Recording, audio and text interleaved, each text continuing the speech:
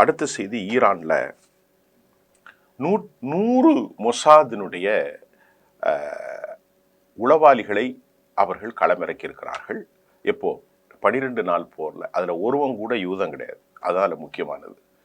அதாவது 12 நாளில் போரில் இந்த மிசைல் லாஞ்சர்ஸை அவங்க அனுப்புனது, இதெல்லாம் தாக்குதல் செஞ்சு கொலைகளை செய்தது அனைத்தும் அயலக பயங்கரவாதிகள் தான். அதாவது எப்படி சொல்றது, ஈரானில் உள்ளவர்கள் அல்லது ஆப்கானில் உள்ளவர்கள் அல்லது உலகத்தின் வேறு எந்த நாட்டில் இருந்த கூலிப்படைகளைத்தான் அவர்கள் இறக்கியிருக்கிறார்கள். ஒரு யூதன் கூட உளவாளியாக ஈரானுக்குள் செயல்படவில்லை. த மிசைல் லாஞ்சர் டெஸ்ட்ராய்ட்.